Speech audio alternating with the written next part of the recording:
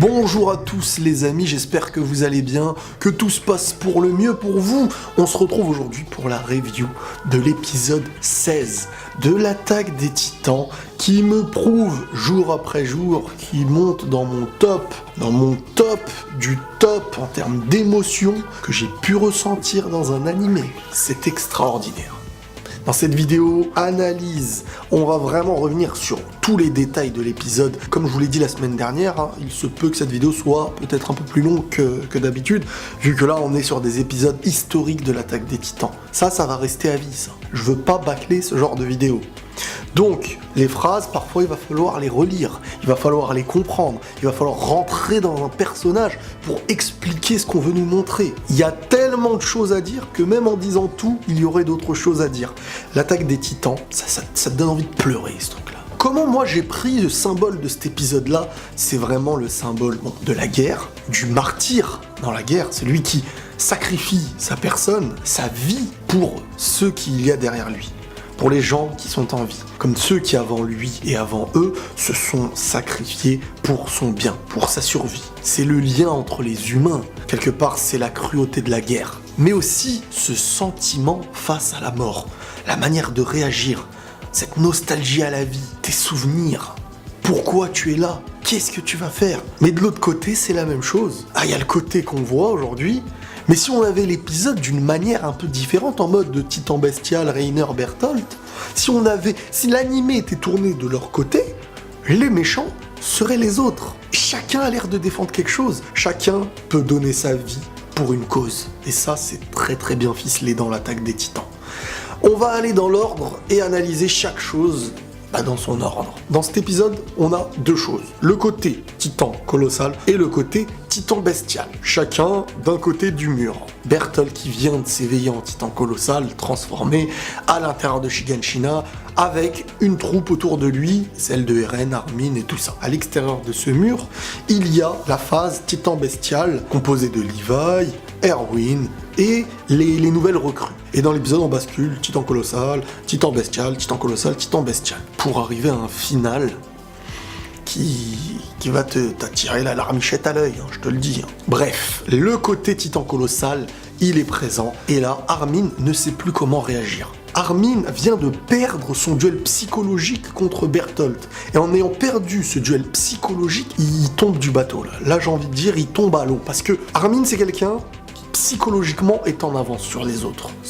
Sa manière de réfléchir, de trouver les failles, etc., c'est son point fort. Il est là pour ça. S'il perd dans ce domaine-là, il se sent inutile. Et il perd confiance, et il est dans l'embarras, et voilà, vous connaissez la suite. Et là, Armin, sur le coup, il s'est rendu compte qu'il a perdu son duel psychologique contre Bertholdt. Et là, il s'en remet pas.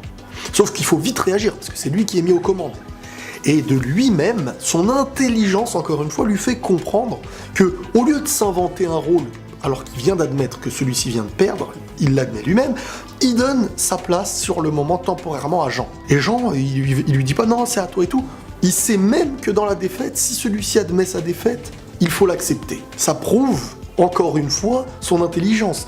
Parce que l'intelligence n'est pas de toujours gagner. Ce n'est pas d'être toujours supérieur psychologiquement face à l'autre dans un duel psychologique. C'est aussi savoir admettre qu'on a perdu pour peut-être gagner après, mais aussi pour laisser la main à quelqu'un d'autre qui peut-être aura des meilleures idées sur le coup. Il met son ego de côté pour le bien de tous. Il y a eu un mauvais jugement de Bertholdt, parce que Bertholdt, comme l'a expliqué lui-même la semaine dernière, il a réussi à mettre de côté ses peurs, il est prêt à toute finalité. Il est prêt à mourir s'il doit mourir, il est prêt à gagner s'il doit gagner, mais il n'en a plus peur, et prêt à sacrifier tout ce qu'il pourrait avoir autour de lui, comme on a pu le voir même lorsque Reiner était par terre, il lui a dit écoute, retourne-toi, si tu peux pas, écoute, voilà, c'est la finalité que tu vas vivre. Et ça prouve encore une fois le nouveau Bertholdt. Ce Bertholdt-là qui était amoindri par sa peur, qui aujourd'hui, lorsqu'il n'a plus peur, devient quelqu'un de très dangereux. Mikasa lui est tombé dessus, il n'est pas tombé.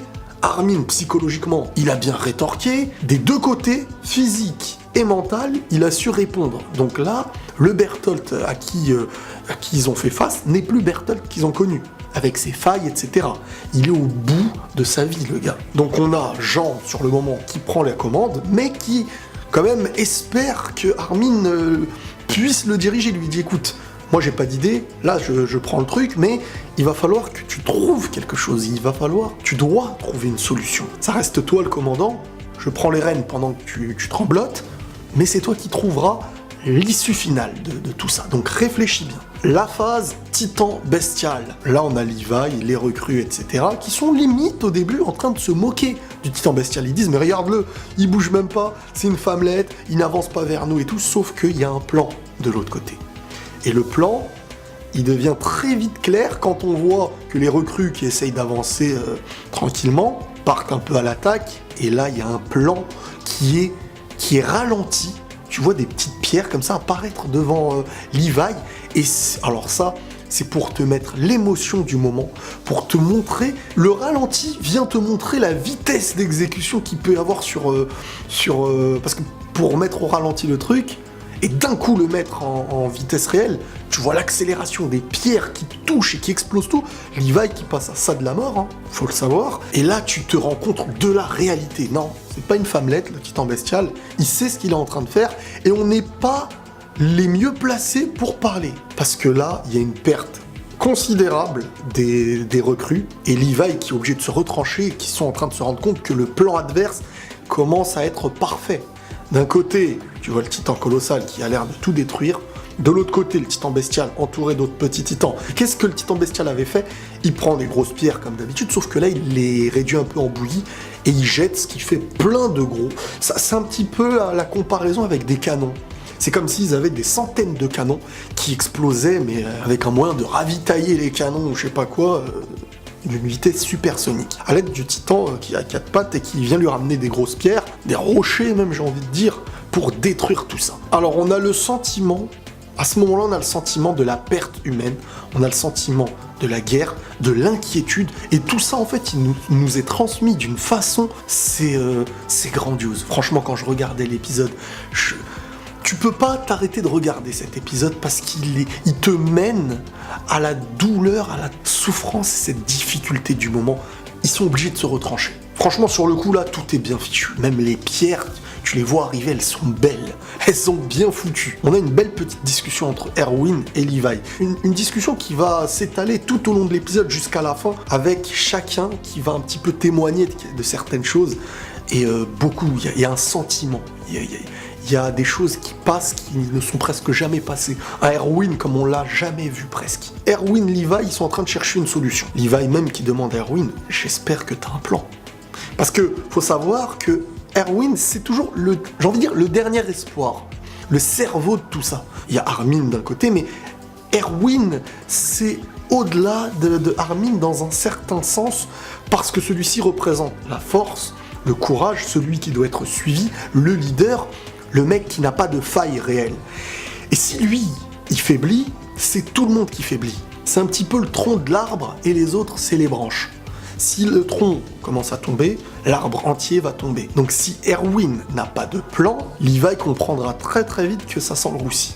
Et qu'il va falloir soit sacrifier des choses, soit s'enfuir. Et là, la pensée du moment, c'était la fuite. Se dire, on va aller de l'autre côté du mur, mais si on y va, les chevaux qui vont être là, ils vont mourir. Sans les chevaux, on n'a presque plus aucune issue de s'en sortir. Le titan bestial, sur le coup, qui continue de lancer tous les canons, là, je vais appeler ça des canons, comme ça vous comprendrez, tous les rochers et tout ça, là, qui viennent en mode canon. Et les recrues, Levi et Erwin, sont de plus en plus à découvert. S'ils sont à découvert, ils pourront plus rien faire, ils devront fuir. Mais en fuyant, les chevaux et tout ça vont mourir, et vous connaissez la suite. Donc là, il y a de la réflexion, et il y a des paroles. Écoutez ce que peut dire Erwin. Les effectifs de ce côté du mur se limitent à vous, les nouvelles recrues, Caporal Levi et moi-même. On comprend qu'il y a de moins en moins de personnes.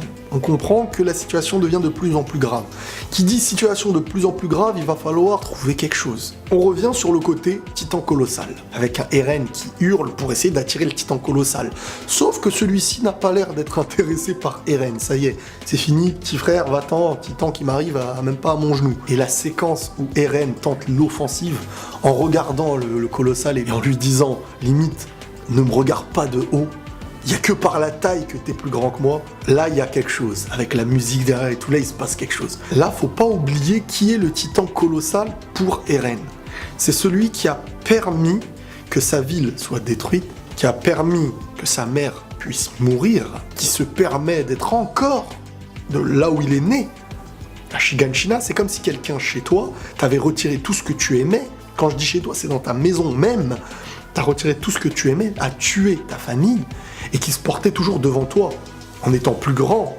Toi, tu le regardes, tu dis, arrête de faire le grand. Comment tu peux encore me regarder comme ça? Eren, cette haine des titans, il l'a toujours eue, même si maintenant elle est plus centrée, mais la haine qu'il peut avoir face à un titan colossal qui se situe dans sa propre ville, là où il a été à l'époque dans le passé, elle représente énormément de choses.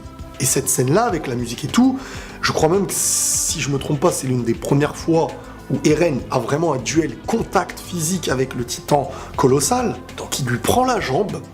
Au début, on nous fait croire qu'il va ralentir un peu le titan colossal, et d'un coup, tu vois le titan colossal qui le balance. Alors, c'est une pavare, hein. On va appeler ça une pavare, hein. Contre l'Argentine, il l'a balancé à un millième de seconde, boum, sur le mur, comme si c'était une vulgaire chaussette. Et là, déjà, premièrement, ça représente l'impossibilité de s'attaquer de front au titan colossal, parce que Eren, c'est un mec qui tient tête au cuirassé, plus que tenir tête aujourd'hui, mais face au titan colossal, c'est une autre mesure, le truc. Tu peux pas le tester en termes tu te rapproches de lui, il t'écrase, c'est comme si t'avais, franchement, c'est pas loin de comme si t'avais un... Allez, tu te battais contre 30 fourmis, quoi. Donc là, Eren est mis de côté un petit peu. Il va falloir trouver une ouverture. Armin, c'est sa mission. Donc Mikasa, Sacha, Jean, Connie et tout sont en train de dire, Armin, toi, voilà, tu analyses. Nous, on va essayer de l'attaquer, on va essayer de lui accrocher des trucs sur la nuque, ce qui se... Boum, la vapeur du titan colossal, encore une fois, c'est l'élément à devoir contourner. Comment contourner cette vapeur? Parce que tu peux pas trop t'y approcher. Et c'est en fait ça que Armin est en train de analyser et qui sur le coup n'a pas encore toujours trouvé d'astuce. Maintenant, est-ce que le titan colossal a un point faible? C'est ça qu'il va falloir trouver. Faut savoir aussi que s'ils ne réussissent pas à vaincre le titan colossal, l'humanité, bye bye. Mikasa est un peu blessé, Armin ne trouve toujours pas, et arrivée du titan cuirassé. Ça, c'est le symbole qui vient te dire, t'es dans... Voilà, hein, t'es pas bien là. Tu vois, c'est comme si t'étais en train de te battre contre une personne, tu pétais les plombs, et derrière, il y a un mec avec qui tu luttes déjà de te battre, qui arrive. Là, ça vient montrer la situation très très critique. C'est amené d'une manière en mode, mais qu'est-ce qu'on va faire? On va s'enfuir. Là, le seul moyen, c'est fuir et tout abandonner. Leur dire, les gars, vous avez gagné.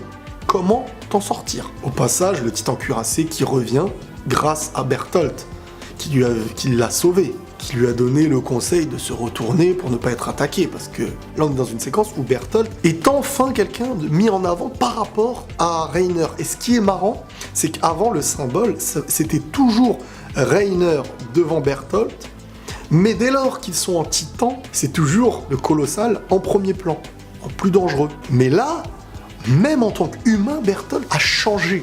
Il a montré sa supériorité. On revient sur la phase titan bestial, qui multiplie les lancers, et là il va falloir trouver un plan. Levi qui dit directement à Erwin, si t'as rien à proposer, il faut battre en retrait, toi tu grimpes là-haut, tu réveilles Eren, et tire-toi d'ici avec d'autres sur ses épaules. Il faut des survivants. Donc là on comprend très très bien le plan de Levi, qui en gros, ça y est, nous on va se sacrifier, on va essayer de vous trouver une petite issue, tu vas réveiller Eren, et toi, Eren et ceux qui peuvent monter sur son dos, tirez-vous, vous êtes important. Levi est en train de montrer l'importance de Erwin et l'importance de Eren. C'est les deux plus importants à ses yeux sur le moment.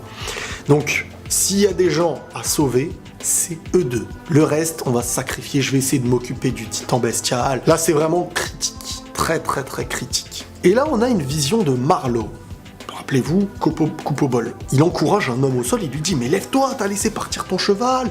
Et là, ce discours vient faire la transition vers la nouvelle pensée de la fin de l'épisode, vers la pensée, j'ai envie de dire, du martyr, de celui qui va se sacrifier, parce que c'est le seul moyen de passer à la gagne. C'est de perdre un peu pour au final être les grands gagnants. Mais le perdre un peu, c'est le sacrifice humain. C'est mourir en martyr. C'est donner sa propre vie pour servir l'humanité. Mais c'est pas donner sa vie en mode on va se battre contre des titans, il y aura des morts. Non, c'est donner sa vie. Tu es conscient là que tu vas mourir. Mais donc on revient sur le discours de Marlowe avec le mec par terre qui est prêt à abandonner, là, les nouvelles recrues. Tous les vétérans se sont fait balayer, et tu le sais bien aussi qu'au fond, aucun d'entre nous ne repartira d'ici vivant. J'avais bien compris le principe en restant confiné derrière les murs. L'humanité sera un jour anéantie par les titans. Il faut des courageux, prêts à braver le danger pour la sauver. Des altruistes qui se sacrifieront pour le bien des autres s'il le faut. Qui seront ces valeureux soldats? En entendant cette question, je me suis dit que je pouvais devenir un de ces héros. Mais j'avais jamais imaginé que j'allais crever comme ça. Pour absolument que dalle. Ça m'avait pas traversé l'esprit. J'aurais pourtant dû savoir que c'est le lot de l'écrasante majorité. Mais j'ai pensé que j'étais différent, comme un pauvre idiot. Et là, après la petite discussion de l'autre côté, Levi qui discutait avec Erwin a un plan.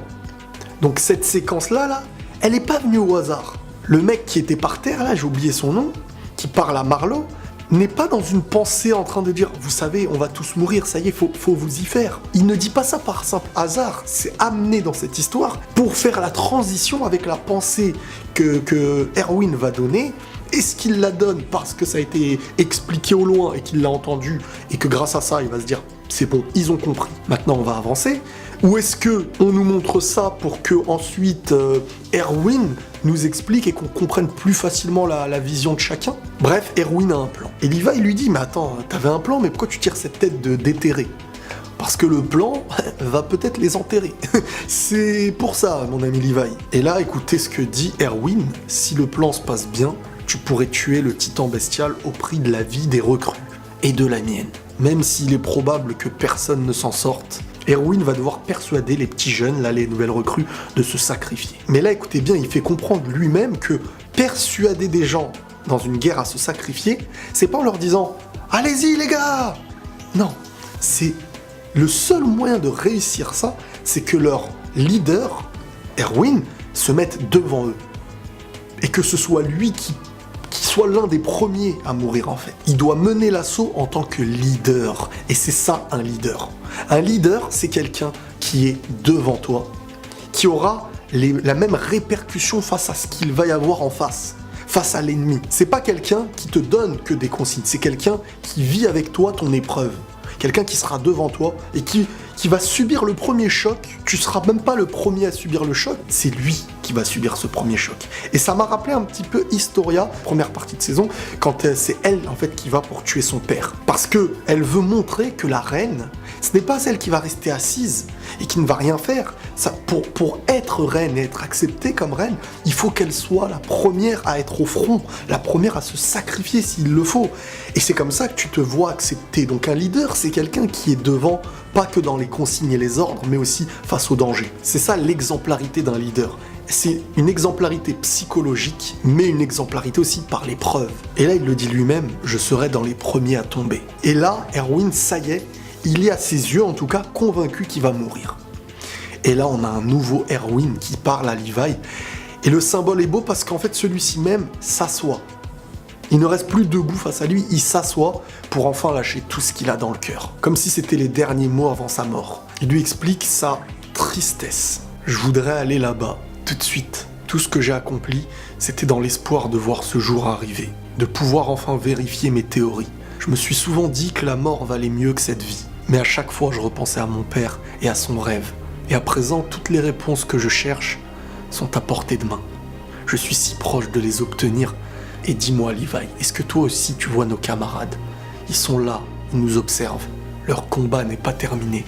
Alors rien que ça là, il évoque sa vie et sa mort en même temps. Il évoque sa vie parce que il explique lui-même qu'il a toujours compris que cette vie ne valait même plus d'être vécue. Des titans, des trucs, tu te bats que pour te battre, à un moment tu vas mourir bouffé par des titans. Il dit, moi ce qui me maintenait en vie en fait, c'est même pas ça, c'est même pas la vie qui me maintient en vie. Comment rêver de cette vie? Comment vouloir y vivre? Il explique ça. Il a dit, le seul truc qui me maintenait en vie, c'est qu'à chaque fois qu'il repensait à son père, il se rappelait donc comment son père est mort. Rappelez-vous, on l'a expliqué, hein, son père s'est fait tuer parce qu'il essayait de découvrir des vérités, il était convaincu que ce qu'on lui apprenait dans l'histoire n'était pas ce qui était vrai, et là, il est à deux doigts, à deux pas d'une certaine cave qui expliquerait la vérité. Toute sa vie, là, il l'a accompli pour ça. Et là, il se dit, je vais peut-être mourir sans avoir cette réponse que mon père cherchait et que j'ai toujours cherché par rapport à lui. Avoir des réponses concrètes serait donner raison à son père, serait faire le deuil de son père et le ferait mourir peut-être s'il doit mourir avec un sourire. Et là, il revient sur le moment de sa mort imminente en disant « Levi, est-ce que tu vois les autres limites autour de nous, ceux qui sont morts ?» Limite leur âme, entre guillemets, si on devait faire une comparaison, est-ce que tu les sens? Est-ce que tu les vois ou est-ce qu'il n'y a que moi? Comme si là, il était vraiment entre la vie et la mort et que lui-même voyait les autres qui l'attendaient. Il est en train de dire, ces gens-là, là, ils se sont battus et ils sont morts. Ça ne doit pas s'arrêter aujourd'hui. Le combat continue et c'est grâce à eux qu'on a avancé un peu et c'est grâce à nous qu'on va avancer encore un peu. Et malheureusement, on est dans une guerre, et dans une guerre, il y aura des sacrifices, il y aura des morts. Encore une fois, on revient sur ce symbole de guerre, sur cette sensation de la mort avant même la mort. Et là, Levi, il fait quelque chose qu'il n'avait jamais fait, limite il l'envoie. Limite, il lui dit, écoute, va mourir, ça y est. Ne pense plus à ta vie, ne pense plus, sacrifie-toi. Ça, c'est limite comme ça qu'il lui dit. Et même moi, là, ça m'a un peu choqué. Je me suis dit, ça prouve une chose, c'est qu'ils n'ont plus aucune issue.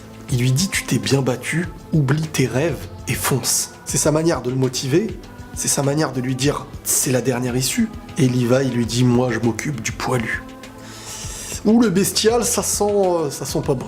Et là, d'un coup, la vue au niveau du bestial, et tu les vois tous courir vers lui en mode prêt à mourir. Et je vous jure que la vue, là, quand t'es du côté du titan bestial et que tu les entends tous crier et d'arriver en 3 parties, tu te dis, bah dis donc, ils ont pas peur les gars. Et là on nous explique ce que Erwin leur a dit. Écoutez, voici notre ultime manœuvre. Nous allons lancer une charge de cavalerie contre le bestial, ce qui fera de nous des cibles idéales pour lui. Nous guetterons le moment opportun pour tirer tous nos fumigènes afin de réduire la précision de ses tirs.